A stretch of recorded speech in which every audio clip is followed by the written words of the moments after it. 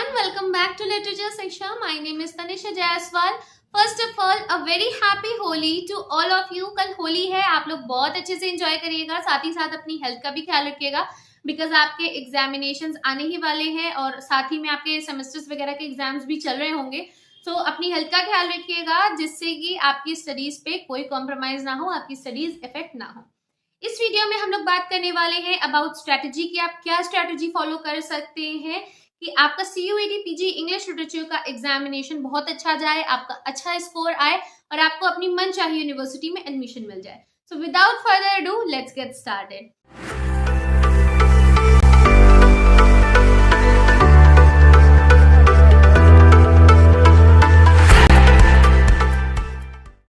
सबसे पहली बात जो है कि आप कोई भी एग्जाम जब आप देते हैं, खासतौर से जब आप कॉम्पिटिटिव एग्जाम्स में बैठते हैं, तो आपकी नॉलेज के साथ साथ बहुत सारी चीजें हैं जो इंपॉर्टेंट रोल प्ले करती हैं. जैसे कि आप अंडर स्ट्रेस किस तरीके से परफॉर्म करते हैं, आप एग्जाम के समय हो रही एंजाइटी को किस तरीके से हैंडल करते हैं एंड अपना टाइम किस तरीके से मैनेज करते हैं. बिकॉज कई बार क्या हो जाता है ना, हम लोग स्ट्रेस की वजह से या तो आंसर्स भूल जाते हैं या फिर हमारे पास इनफ टाइम नहीं होता जिससे कि हम लोग पूरा पेपर अटेम्प्ट कर सके. सो इन सब टॉपिक्स के बारे में भी वीडियोस आने वाली हैं. आप प्लीज इस चैनल को सब्सक्राइब कर लीजिए जिससे कि आप कोई भी वीडियो मिस ना करें. जब हम स्ट्रैटेजी के बारे में बात करते हैं तो अभी इस एग्जामिनेशन में हम लोग के पास ऑलमोस्ट 3 मंथ्स है. जो एक्सपेक्टेड डेट है इस एग्जाम की वो है 2nd वीक ऑफ जून. तो लगभग 3 महीने हैं अभी हम लोगों के पास. एंड अगर आपने अभी बिल्कुल भी प्रिपरेशन नहीं स्टार्ट की है ना एंड आप आज से प्रिपरेशन शुरू कर देंगे तो भी आप ये एग्जामिनेशन बहुत अच्छे से कर लेंगे. बट कंडीशन क्या है कि आपको जो प्रिपरेशन करनी है वो कंटिन्यूअसली करनी है, फोकस्ड रह के करनी है और दिन में 2 से 4 घंटे इस टॉपिक को देने ही देने हैं, CUET की प्रिपरेशन को देने ही देने हैं. तभी आपको BHU JNU जैसी अच्छी यूनिवर्सिटीज में एडमिशन मिल सकता है.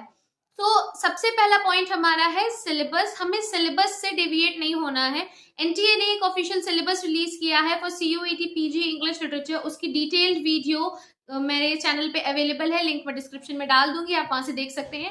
हमें इस सिलेबस को फॉलो करना है, इसके इधर उधर नहीं जाना है. क्यों?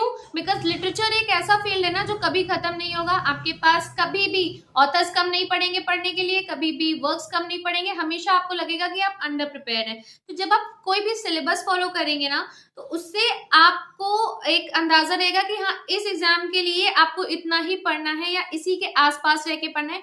थोड़ा बहुत सिलेबस से इधर उधर जा सकते हैं, ज्यादा नहीं, बिकॉज वरना आप उसी में उलझ के रह जाएंगे एंड आपका सिलेबस पूरा कंप्लीट नहीं हो पाएगा. तो पहला टॉपिक जो हमारे सिलेबस में अवेलेबल है वो है history of English literature and Indian literature. दूसरे और तीसरे टॉपिक्स हैं literary terms and literary genres. तो मैं जो स्ट्रेटेजी आपको बताने वाली हूँ उसमें आपका इंग्लिश लिटरेचर, लिटरेरी टर्म्स और लिटरेरी जॉनर्स एक साथ प्रिपेयर होगा.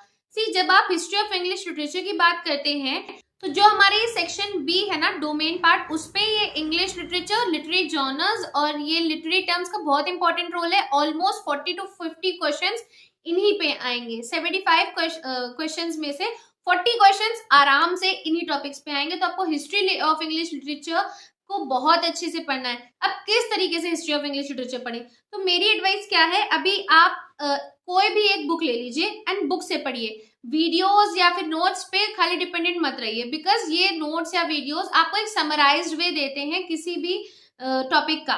वो पूरा detailed explanation as a book नहीं होता. एंड इंग्लिश लिटरेचर इतना इंपॉर्टेंट है ना इस भी एग्जामिनेशन के लिए कि आप कोई भी एक बुक ले लीजिए, उसको पढ़ने लगिए, आराम से 1 महीने में खत्म हो जाएगी, कोई दिक्कत वाली बात नहीं. तब भी आपके पास इनफ टाइम बचेगा कि आप बाकी टॉपिक्स को आराम से पढ़ सके. ठीक है ना. तो इंग्लिश लिटरेचर को जब आप बुक से पढ़ेंगे तो उसको किस तरीके से पढ़ें. जैसे मान लीजिए आपने हिस्ट्री ऑफ इंग्लिश लिटरेचर शुरू किया, सबसे पहला टॉपिक आपके पास आएगा एंग्लो सेक्शन. सो एंग्लो सेक्शन पीरियड के बारे में हिस्टोरिकल बैकग्राउंड पढ़िएगा. फिर उसके बाद उसमें टर्म जैसे आएगा, जब आप वर्क्स पढ़ेंगे पोइट्री, तो साथ साथ पोइट्री पढ़ते चलिए कि पोइट्री क्या होती है, अलग अलग ऑथर्स ने उनकी क्या क्या डेफिनेशंस दी है, पोइट्री कितने टाइप्स की है. फिर जब आप बेओवुल्फ पढ़ते हैं तो आपको पता चलता है कि ठीक है बेओवुल्फ जो है वो हमारी एक एपिक है, फर्स्ट इंग्लिश एपिक है बेओवुल्फ. तो टर्म क्या आया, एपिक आया. तो आप साथ ही साथ क्या करेंगे, एपिक पढ़ते चलेंगे कि एपिक क्या है, एपिक के कैरेक्टरिस्टिक्स क्या होते हैं, एपिक कितने टाइप्स की होती हैं. तो इससे क्या होगा, आपकी हिस्ट्री भी तैयार हो रही है, आपको ये भी पता चल रहा है कौन सा वर्क किस तरीके का वर्क है, मतलब वो एपिक है, पोएट्री है, नॉवेल है, जो क्या है वो भी आपको प्रिपेयर हो रहा है। साथ ही साथ आपके लिटरेरी टर्म्स तैयार हो रहे हैं और लिटरेरी जॉनर्स तैयार हो रहे हैं, और आपको ये चीजें क्रोनोलॉजी में याद भी रहेगी। अगर आप उसको अलग अलग पढ़ेंगे ना तो आप भूलने के चांसेस ज्यादा रहते हैं, बट अगर आप एक साथ लेके पढ़ रहे हैं तो उससे क्या होगा, आपको याद रहेगा। ठीक है, एंग्लो सेक्शन में हमने पोइट्री के बारे में पढ़ा था, तो हमारा ओल्डेस्ट फॉर्म ऑफ लिटरेचर क्या हुआ, पोइट्री। फिर एंग्लो सेक्शन में हमारा एपिक हमने पढ़ा था, तो मतलब जो एपिक है वो हमारा एंग्लो सेक्शन पीरियड से शुरू हो चुका था। तो ये भी याद रहेगा कि किस पीरियड में किस लिटरेरी टर्म या किस लिटरेरी जॉनर जो है वो फ्लरिश हुआ, वो स्टार्ट हुआ या वो खत्म हुआ।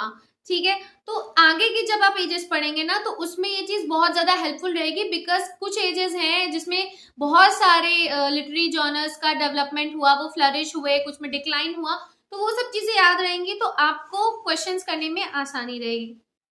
हिस्ट्री ऑफ इंग्लिश लिटरेचर में दूसरा पार्ट आता है ऑथर्स एंड उनके वर्क्स का। सो मान लीजिए आप मिडिल इंग्लिश पढ़ रहे हैं तो उसमें चौसा बहुत इंपॉर्टेंट है। तो जब आप चौसा को पढ़ेंगे तो आप उनकी लाइफ पढ़ेंगे, उनका टाइमलाइन पढ़ेंगे, वो कहाँ बॉर्न हुए, वो कहाँ उनकी डेथ हुई, वो कहाँ बरी किए गए, ये सब पढ़ेंगे। फिर उनके इंपॉर्टेंट वर्क्स को पढ़ेंगे, उसमें उनका कॉम्पोजिशन डेट्स, उनकी समरी, इंपॉर्टेंट कैरेक्टर्स, ये सब भी बहुत ज्यादा इंपॉर्टेंट है।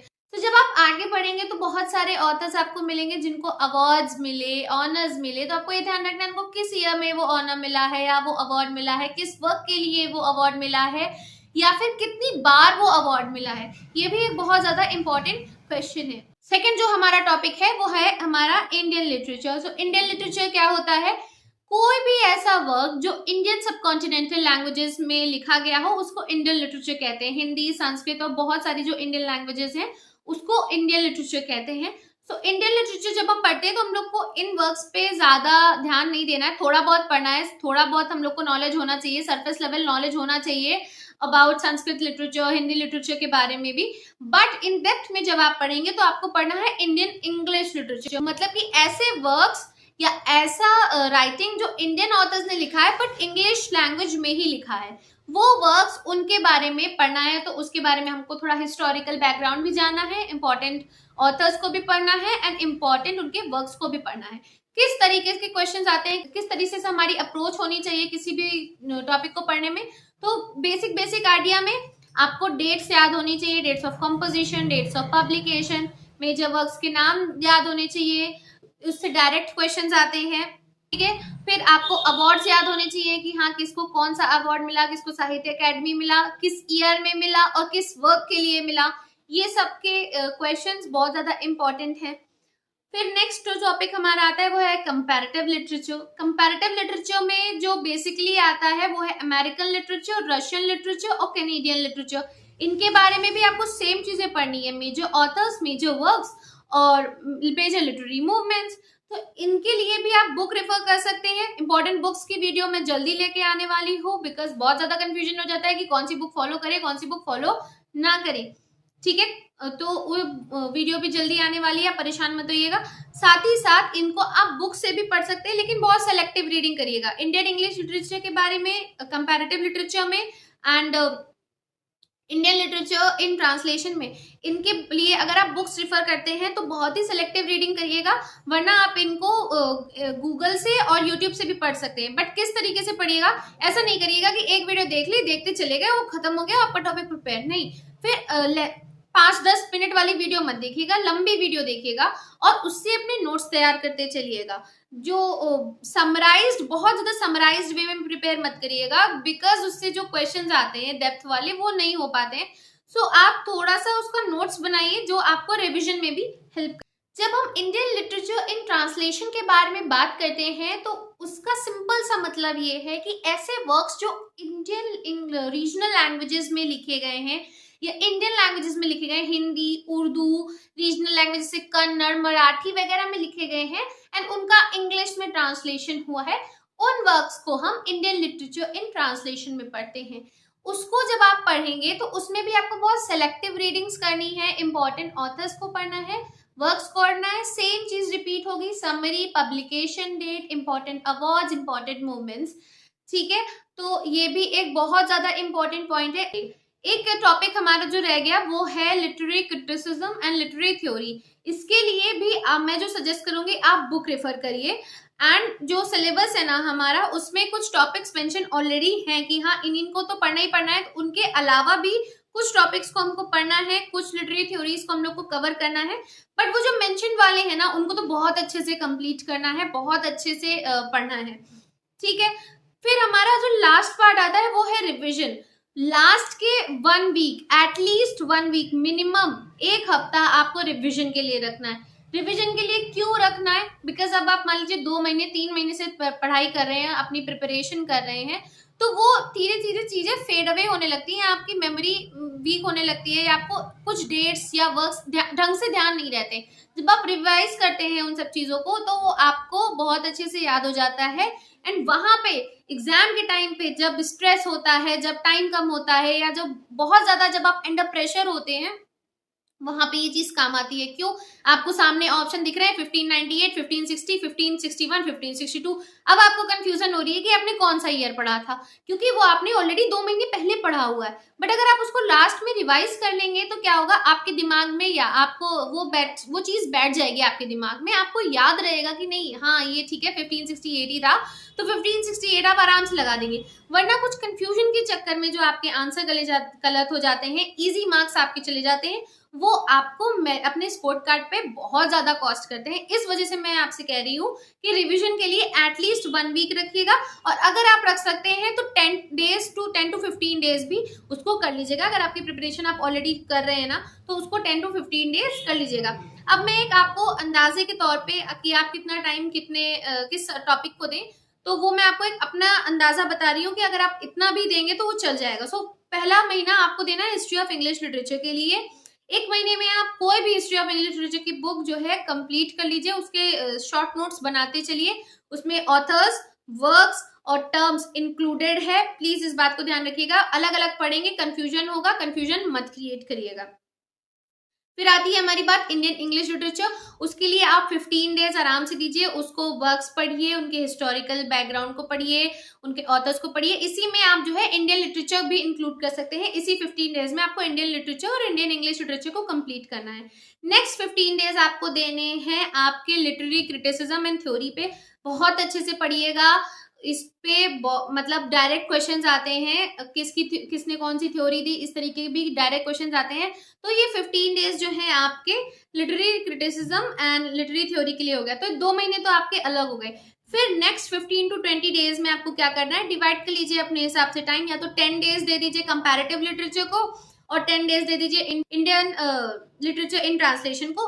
तो मतलब 10-10 दिन भी अगर आप दोनों को देंगे तो वो आपका कंप्लीट हो जाएगा। अक्सर क्या होता है ना, हम लोग ये छोटे छोटे टॉपिक इग्नोर कर देते हैं, जैसे कि कंपैरेटिव लिटरेचर को थोड़ा सा पढ़ लेते हैं, लिटरेचर इन ट्रांसलेशन को थोड़ा बहुत पढ़ लिया, इंडियन लिटरेचर संस्कृत लिटरेचर को थोड़ा थोड़ा सा भी पढ़ते हैं, आप पूरी तरीके से इग्नोर कर देते हैं।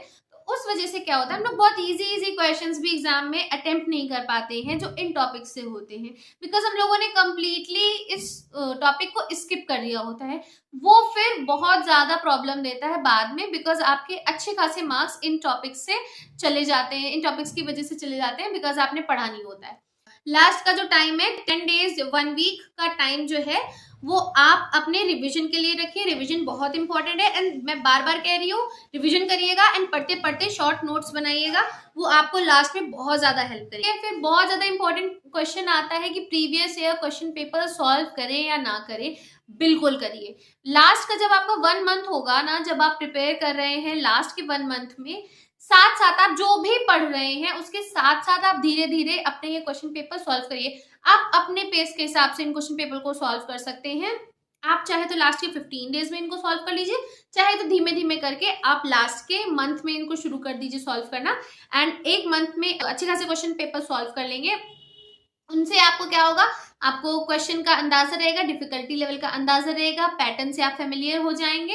एंड कुछ क्वेश्चंस, सारे नहीं बट कुछ क्वेश्चंस जनरली रिपीट हो जाते हैं। पास्ट ईयर क्वेश्चन पेपर्स इन तरीके के एग्जामिनेशंस में बहुत ज्यादा हेल्प करते हैं, आपको इनको पढ़ना चाहिए।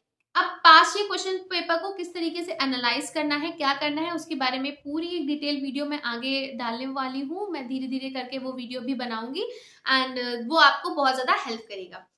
पैनिक मत करिए, आराम से पढ़िए, डरिए मत कि हाँ मुझे इतना सारा पढ़ना है, इतना कैसे कंप्लीट होगा या क्या होगा। पढ़ते चलिए रेगुलरली, 2 से 4 घंटा डेली दीजिए इस टॉपिक्स को, वो आराम से हो जाएगा। अगर आप 2 घंटा भी देंगे ना मतलब फोकस्ड होके इन सब टॉपिक को, तो भी मैं कह रही हूँ बहुत आराम से ये सिलेबस कंप्लीट हो जाएगा। अभी इस एग्जामिनेशन को लेके बहुत ज्यादा important topics and important authors और जो दूसरे भी इंपॉर्टेंट पॉइंट्स हैं उनकी मैं वीडियो जल्द से जल्द लाने की कोशिश कर रही हूँ एंड वो आपको जल्दी मिल जाएंगे। So make sure you subscribe to this channel so you don't miss any important update, and all the very best for your examination.